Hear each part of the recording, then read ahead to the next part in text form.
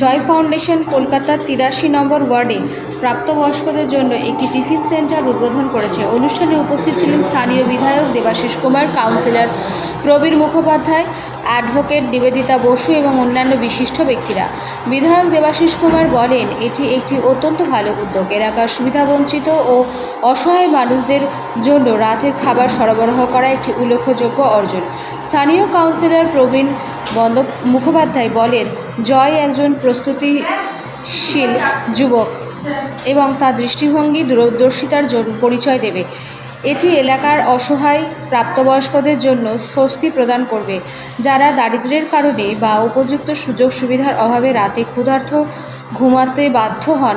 জয় foundation এই tiffin সেন্টারে তাদের ব্যাপকভাবে উপকৃত করবে। ব্যুরো রিপোর্ট, পজিটিভ বার্তা।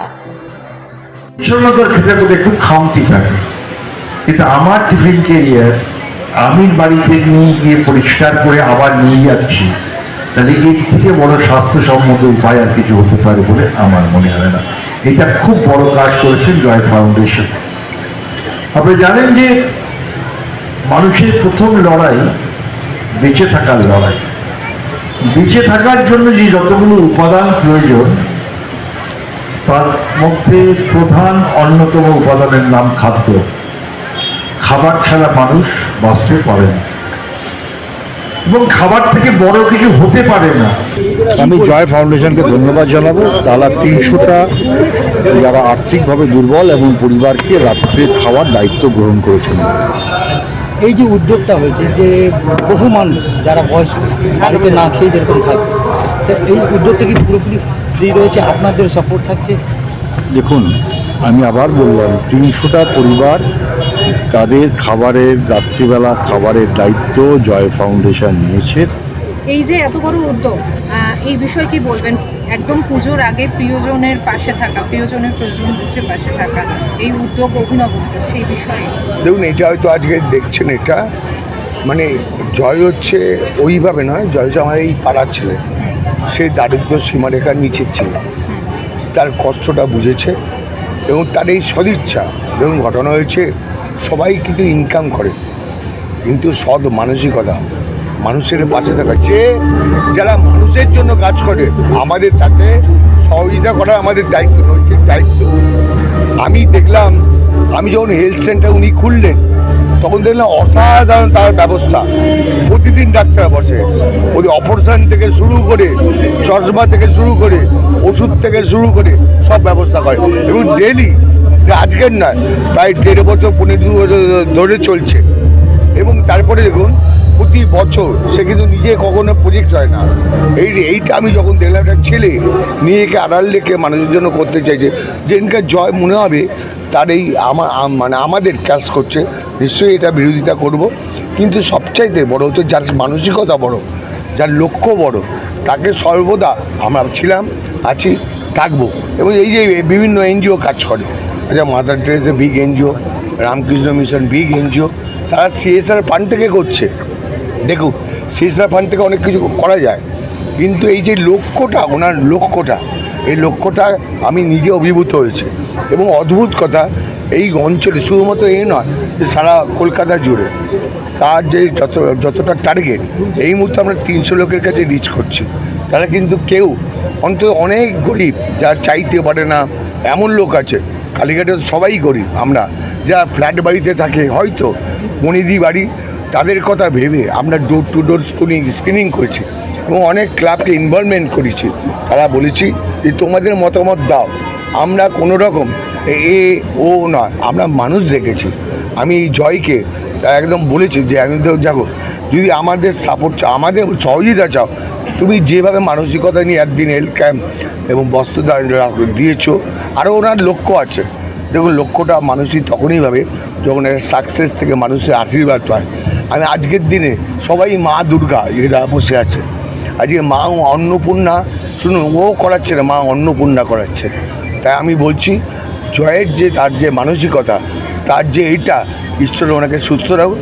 একটাই প্রার্থনা ইচ্ছা করো, মানসিক বিকৃতি যাতে না করে, যেভাবে কাজ করেছে নিজে প্রচারের আড়ালে থেকে, সেটা সর্বদা করে যায়। এখানে কিন্তু দেখবে ও নিজের নামই বলতে চাইছে না, তবু আমার মনে হয় বিবেকে মানুষ তো জানবে হঠাৎ একটা যে ডেভেলপার থেকে হঠাৎ কেন তার দালালি করতে নামলো? একদম না, সবাই তো করে, কিন্তু আমার হচ্ছে ঘটনা হচ্ছে তারা নিজস্ব ব্যবসা নিয়েই ব্যস্ত থাকে। তার ফান্ড থেকে টাকা দেওয়া এটা কজন করতে পারে? তাই আমি ওর পরিবারকে, যেহেতু আমার কালীঘাট থেকে ছোটো বড় হয়েছে, ওর পরিবারকে ঈশ্বরের কাছে আশীর্বাদ করি। আমার আশীর্বাদ করতে হবে, এই মানুষের মধ্যে ভগবান লুকিয়ে আছে, মায়েদের মধ্যে ভগবান লুকিয়েছে, তারাই ওকে আশীর্বাদ করবে, ওর পরিবারকে আশীর্বাদ করবে। এটা ও প্রচণ্ড রুচিশীল, ও মেনটেন করে, মানে এমন নয় যে সারা বছর ধরে। আমি বললাম যে একটু প্রিপারেশান নিতে দেরি হবে, নিজের টাকায় ক্যান্টিন করা, নিজের টাকায় টিফিন কারি নেওয়া, নিজের টাকায় রান্না করা, কিচেন চালানো, নিজে স্টাফ করা, এটা কিন্তু আমরা খালি ওর উদ্যোগটাকে আমরা খালি সাপোর্ট করছি, এর বাইরে আমাদের কিছু না।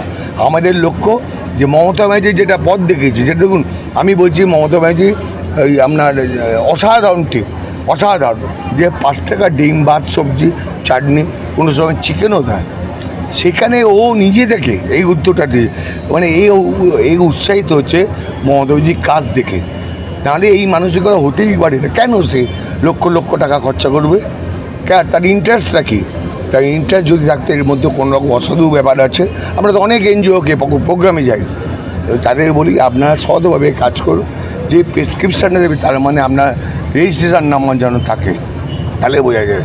আমি আগামী দিন জয়ের ভবিষ্যৎ উজ্জ্বল, জয় যতদিন ভাবে মানুষের পাশে বিনা স্বার্থে বিনা ইন্টারেস্টে যাবে।